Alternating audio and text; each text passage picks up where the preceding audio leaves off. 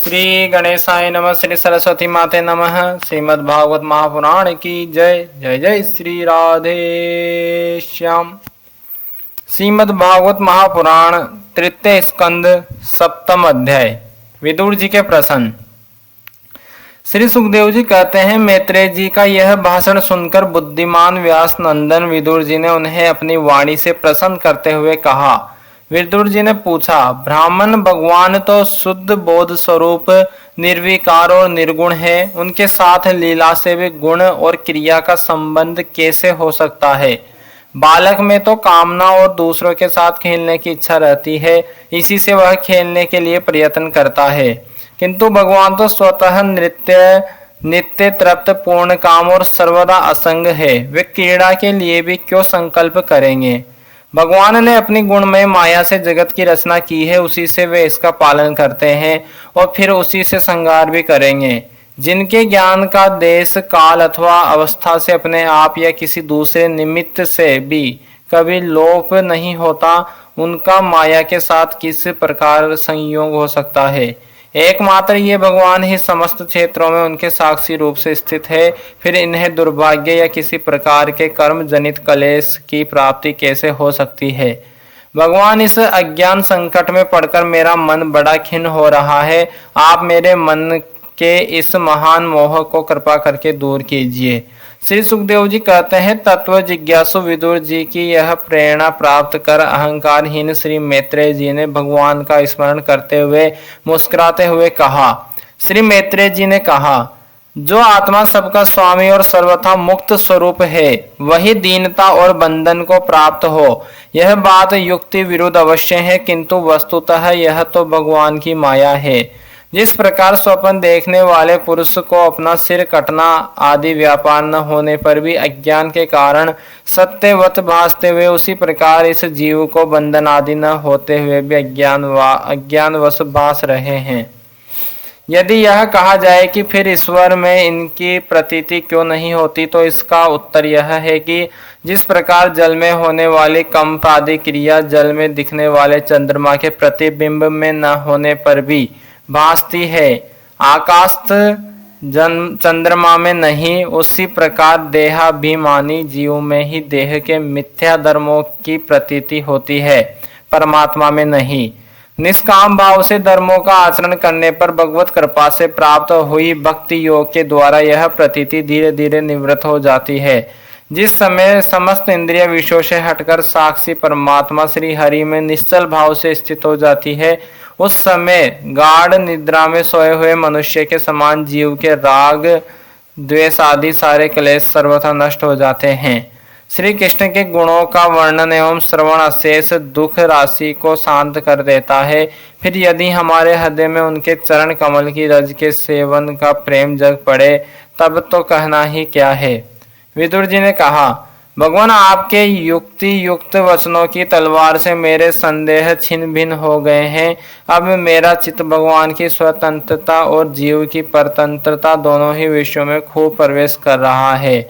विद्वान, आपने यह बात बहुत ठीक कही है कि जीव को जो कलेश आदि की प्रतीति हो रही है, उसका आधार केवल भगवान की माया ही है। वह कलेश मिथ्या एवं निर्मूल ही है, क्योंकि इस विश्व का मूल कारण ही माया के अतिरिक्त और कुछ नहीं है।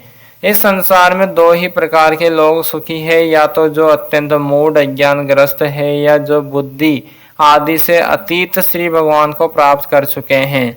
बीच की श्रेणी के संशयापन लोग तो दुख ही भोगते रहते हैं। भगवान, आपकी कृपा से मुझे यह निश्चय हो गया कि ये अनात्म पदार्थ वस्तुतः है नहीं, केवल प्रतीत ही होते हैं। अब मैं आपके चरणों की सेवा के प्रभाव से उस प्रतीति को भी हटा दूंगा। इन श्री चरणों की सेवा से नित्य सिद्ध भगवान श्री मधुसूदन के चरण कमलों में उत्कट प्रेम और आनंद की वृद्धि होती है, जो आवागमन की यंत्रणा का नाश कर देती है। महात्मा लोग भगवत प्राप्ति के साक्षात मार्ग ही होते हैं। उनके यहाँ सर्वदा देव देव श्री हरि के गुणों का गान होता रहता है। अल्प पुण्य पुरुष को उनकी सेवा का अवसर मिलना अत्यंत कठिन है। भगवान आपने कहा कि सृष्टि के प्रारंभ में भगवान ने क्रमशः महद आदि तत्व और उनके विकारों को रचकर फिर उनके अंशों से विराट को उत्पन्न किया और इसके पश्चात से स्वयं उसमें प्रविष्ट हो गए। उन विराट के हजारों पैर, जांघें और बाहें हैं। उन्हीं को वेद आदि पुरुष कहते हैं। उन्हीं में ये सब लोक विस्तृत रूप से स्थित है। उन्हीं में इंद्रिय, विषय और इंद्रिया भामिनी देवताओं के सहित 10 प्रकार के प्राणों की, जो इंद्रिय बल, मनोबल और शारीरिक बल रूप से 3 प्रकार के हैं, आपने वर्णन किया है और उन्हीं से ब्राह्मण आदि वर्ण भी उत्पन्न हुए हैं। आप मुझे उनकी ब्रह्मादि विभूतियों का वर्णन सुनाइए, जिनसे पुत्र, पौत्र, नाती और कुटुंबियों के सहित तरह तरह की प्रजा उत्पन्न हुई और उससे यह सारा ब्रह्मांड भर गया। यह विराट ब्रह्मादि प्रजापतियों का भी प्रभु है। उसने किन किन प्रजापतियों को उत्पन्न किया तथा सर्ग, अनुसर्ग और मनवंतरों के अधिपति मनुओं को भी किस क्रम से रचना की। मैत्रेय जी उन मनुओं के वंश और वंशधर राजाओं के चरित्रों का, पृथ्वी के ऊपर और नीचे के लोकों तथा भूलोकों के विस्तार और स्थिति का भी वर्णन कीजिए तथा यह भी बताइए कि तिर्यक, मनुष्य, देवता, सरीसृप, सर्पादि रेंगने वाले जंतु और पक्षी तथा जरायुज, स्वदेज, अंडज और उद्दीज, ये 4 प्रकार के प्राणी किस प्रकार उत्पन्न हुए। श्री हरि ने सृष्टि करते समय जगत की उत्पत्ति, स्थिति और संहार के लिए अपने गुणावतार ब्रह्मा, विष्णु और महादेव रूप से जो कल्याणकारी लीलाएं की, उनका भी वर्णन कीजिए। वेश, आचरण और स्वभाव के अनुसार वर्णाश्रम का विभाग, ऋषियों के जन्म, कर्मादि वेदों का विभाग, यज्ञों का विस्तार, योग का मार्ग, ज्ञान मार्ग और उसका साधन सांख्य मार्ग तथा भगवान के कहे हुए नारदा पांच रात्र आदि तंत्र शास्त्र, विभिन्न पाखंडों मार्गों के प्रचार से होने वाली विषमता, नीच वर्ण के पुरुषों से उच्च वर्ण की स्त्री में होने वाली संतानों के प्रकार तथा भिन्न भिन्न गुण और कर्मों के कारण जीव की जैसी और जितनी गतियां होती है, वे सब हमें सुनाइए। ब्राह्मण धर्म, अर्थ, काम और मोक्ष की प्राप्ति के परस्पर अविरोधी साधनों का वाणिज्य, दंड नीति और शास्त्र श्रवण की विधियों का, श्राद्ध की विधि का, पितृगणों की सृष्टि का तथा काल चक्र में ग्रह, नक्षत्र और तारागण की स्थिति का भी अलग अलग वर्णन कीजिए।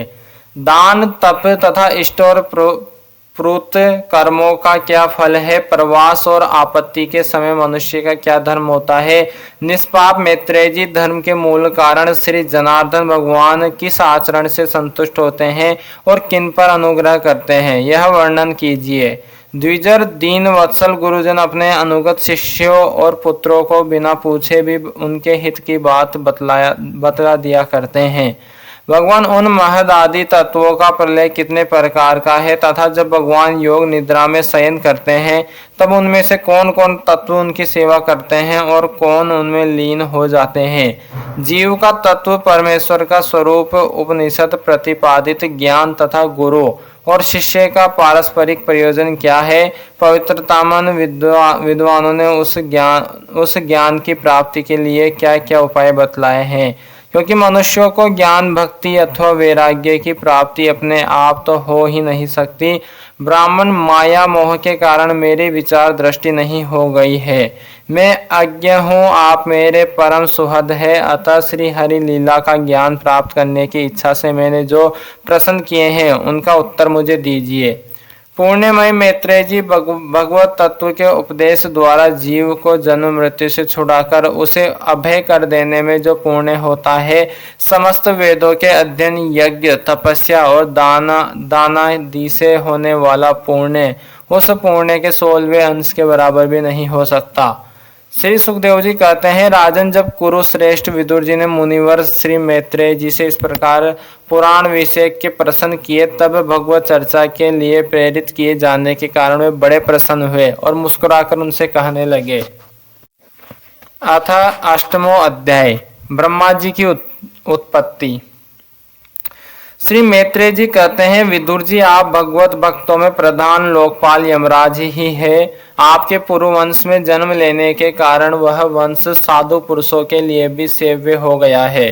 धन्य है आप, निरंतर पद पद पर श्री हरि की कीर्तिमय माला को नित्य नूतन बना रहे हैं। अब मैं शूद्र विषय सुख की कामना से महान दुख को मोल लेने वाले पुरुषों की दुख निवृत्ति के लिए श्रीमद् भागवत पुराण प्रारंभ करता हूँ, जिसे स्वयं श्री संकर्षण भगवान ने सनकादि ऋषियों को सुनाया था। अखंड ज्ञान संपन्न आदिदेव भगवान संकर्षण पाताल लोक में विराजमान थे।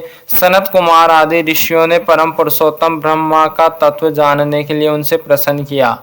उस समय शेष जी अपने आश्रय स्वरूप उन परमात्मा की मानसिक पूजा कर रहे थे, जिनका वेद वासुदेव के नाम से निरूपण करते हैं।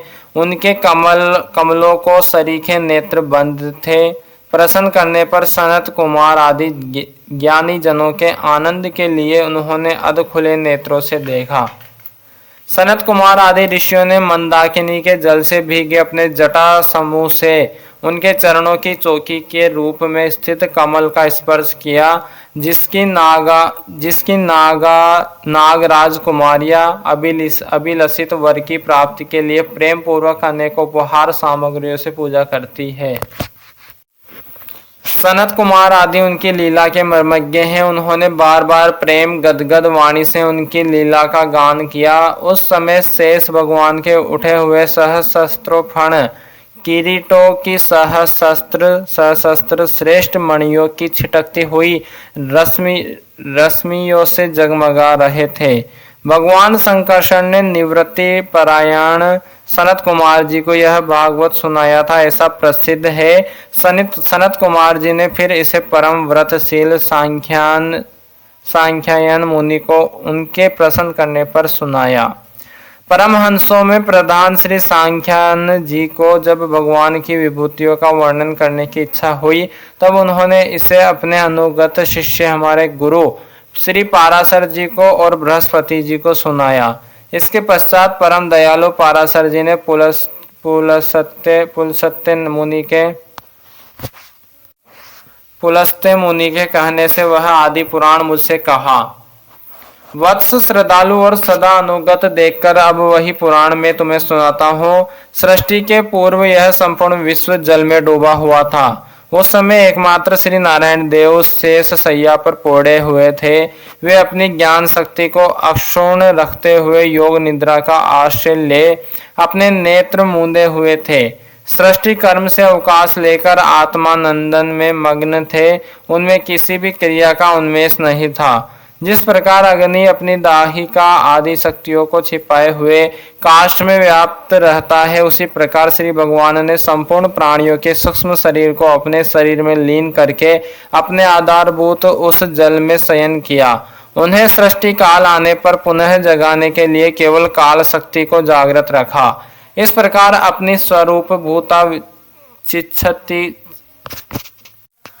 चित्शक्ति के साथ एक सहस्त्र चतुर्युग पर्यंत जल में शयन करने के अनंतर जब उन्हीं के द्वारा नियुक्त उनकी काल शक्ति ने उन्हें जीवों के कर्मों की प्रवृत्ति के लिए प्रेरित किया, तब उन्होंने अपने शरीर में लीन हुए अनंत लोक देखे। जिस समय भगवान दृष्टि में अपने में निहित लिंग शरीर आदि सूक्ष्म तत्व पर पड़ी, तब वह कालाश्रित रजोगुण से सुभित होकर सृष्टि रचना के निमित्त उनके नाभि देश से बाहर निकला। कर्म शक्ति को जागृत करने वाले काल के द्वारा विष्णु भगवान की नाभि से प्रकट हुआ वह सूक्ष्म तत्व कमल कोष के रूप में सहसा ऊपर उठा और उसने सूर्य के समान अपने तेज से उस अपार जल राशि को देदीप्यमान कर दिया। संपूर्ण गुणों को प्रकाशित करने वाले उस सर्वलोकमय कमल में वे विष्णु भगवान ही अंतर्यामी रूप से प्रविष्ट हो गए। तब उसमें से बिना पढ़ाए हुए स्वयं संपूर्ण वेदों को जानने वाले साक्षात वेद मूर्ति श्री ब्रह्मा जी प्रकट हुए, जिन्हें लोग स्वयंभू कहते हैं।